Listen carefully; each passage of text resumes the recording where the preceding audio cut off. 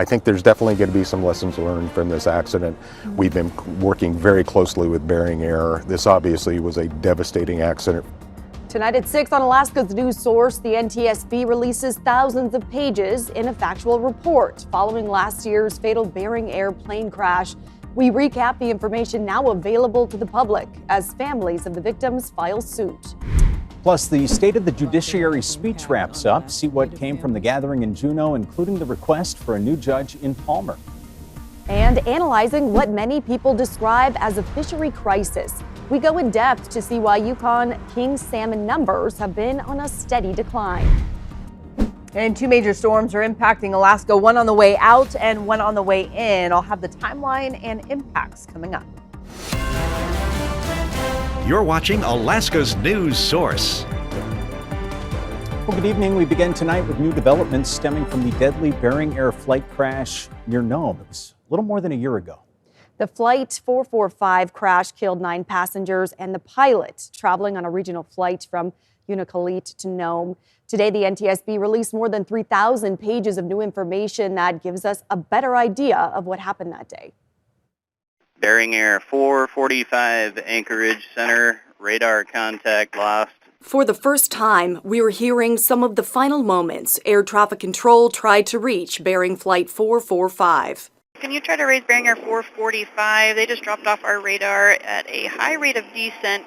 Now they are not responding. Can you try to see if you can get them? Roger, I'll give them a try. Okay, thank you. We now know the plane crashed on its route from Unalakleet to Nome. 10 lives were lost on February 6th, 2025.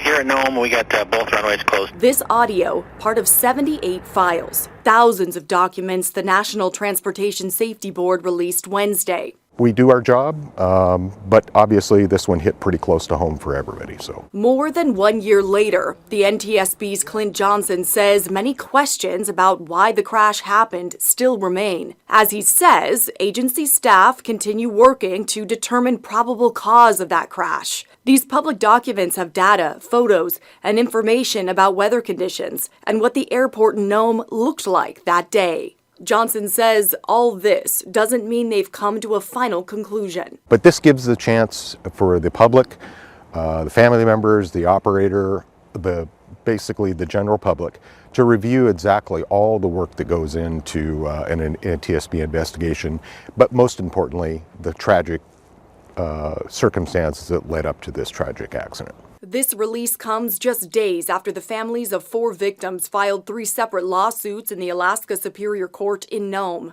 accusing Bering Air of wrongful death due to the weight of the cargo on the plane and the expected icy conditions that day.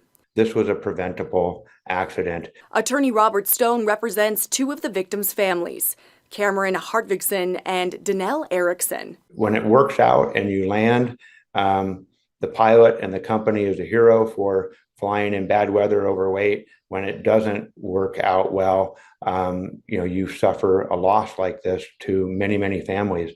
And we want to make that so that it's preventable, so this doesn't happen again. Attorneys for Bering Air said the company is cooperating with NTSB investigators as those across the state continue to remember the 10 lives lost.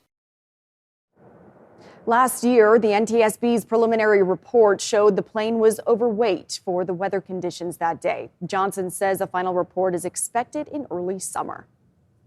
Well, today, many of us are maneuvering through snowfall, making the commute a little slower, more dangerous. Here's some video from the southbound portion of the Glen Highway where a vehicle rolled over earlier today near Peters Creek, causing traffic delays.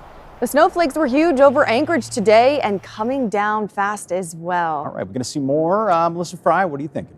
We do have a slight chance of a few more light isolated snow showers in South Central tonight into tomorrow morning, but then we'll get a bit of a break before that next storm system comes in on Saturday. You can see that radar pretty quiet, but we do still have a few light lingering showers out there, especially closer to the coast and into the mountains. But look how beautiful it is. This is a live view right now, looking toward Anchorage, a little bit of fog developing in the lower elevations, but it has been a beautiful sunset. Temperatures right now holding on at 23 degrees. Those will be back down into the mid-teens overnight.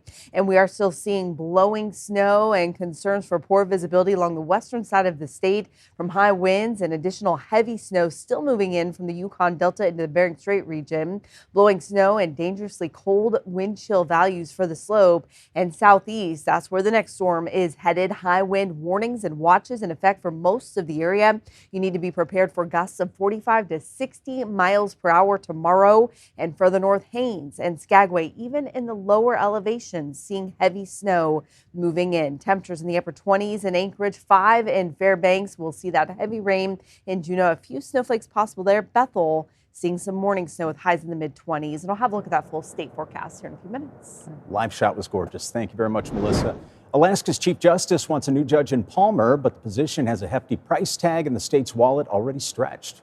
The request came from the State of the Judiciary speech this afternoon, delivered by Chief Justice Susan Carney. The bill documents show adding a judge would cost the state $775,000 in total in its first year. For future years, that cost decreases to $680,000. Now, after the speech, lawmakers said they were open to the idea, but whether they would buy into it was another question. Alaska's budget is tight, and how the state will balance it is not clear at the moment. Without a clear path forward, lawmakers say they continue to work under an uncertain economic reality. We hope you will seriously consider our request for an additional Palmer Superior Court judge. We're renovating and reconfiguring existing space in the Palmer Courthouse, and we're leasing some basement space from the executive branch to accommodate this request for a new judge. We're doing as much as we can to meet the needs with our existing resources. Now, adding a Palmer judge was one of the two asks for lawmakers today. The other ask, continued maintenance funding for Alaska courts. If you'd like more on that and what lawmakers thought of the speech, visit our website or mobile app. And still ahead, celebrating 10 years on JBER. All right, tonight's Northern Front, we're going to recap the accomplishments, sacrifices, and honoring of the United Service Organizations. And catching up with Yukon Quest results, see who's out in front as the competitors race on. The United Service Organizations, commonly known as USO, celebrated 10 years on JBER. All right, as service members and organizations tell us, it provides a home away from home. Today we're celebrating the 10th anniversary for Joint Base Elmendorf-Richardson USO Center on the Elmendorf side. The USO was founded in 1941 and has been supporting service members and their families through world wars and all that time since then. The USO is important to me because I think it's incredibly amazing that we are afforded the opportunity to have support while we're serving our country as an active duty member. The USO has created such a home away from home feeling for our members and for me and my family, like my husband, my children. Our goal in Alaska is to have an opportunity for engagement with every service member in the state of Alaska each year. And so we go where they go as well, to all the remote locations. If we have service members and or family members there, we want to be there to support them. It's amazing. And I know that all of us as service members are able to do that. The USO is a center. It's a respite or a refuge for service members and their families from the stress of everyday life. I know that I can always come to the USO and I can have a cup of coffee, I can relax, I can take a nap, hang out with friends and just decompress. We want to be that home away from home for those who serve. Love it. Beautiful. Congrats to the United Service Organizations. Thank you for all you do. And now to another tradition, the Yukon Quest Alaska 750 in its 5th day. Mushers continue to race toward the finish line in this year's expanded race. Our Alex Bengals in Fairbanks to give us an update on the standings. Bib number 6, Josie Shelley, remains in the lead, having traveled about 370 miles by this afternoon. This means she's close to the halfway point in the 750-mile race. Her next checkpoint will be Stevens Village near mile 412. As of 1 p.m., racers Jeff Dieter and Jonah Bacon were at the Beaver checkpoint. Meanwhile, father-son team Jason and Patrick Mackey were at the Fort Yukon checkpoint this afternoon, 275 miles into the trail. Bib number 2, Keaton Lobrick, scratched on Sunday night, exiting the race for the benefit of his dog team. Before the race kicked off, Lubrick told Alaska's news source this competition can see colder conditions than the Iditarod. We go out and train in every condition, so it's good to have those conditions and to see those conditions on a regular basis and get your dog team and yourself used to it and know what you need in those conditions, what your dogs need in those conditions. So the more training you can get in any condition, the better off you're going to be for it. According to Yukon Quest officials, conditions on the trail so far have been very cold and very windy. We'll continue to keep you updated on the progress of the race as it continues. Alex Bengal, Alaska's news source. All right, good stuff, Alex. We're looking at the current leaderboard as of 5 p.m. Josie Shelley still in the lead, nearing 400 miles. Jeff Dieter in second, followed by Jonah Bacon, Jason Mackey, Patrick Mackey in fifth. And we'll be right back. Thanks for listening. Click subscribe so you can get the latest podcast from Alaska's news source automatically.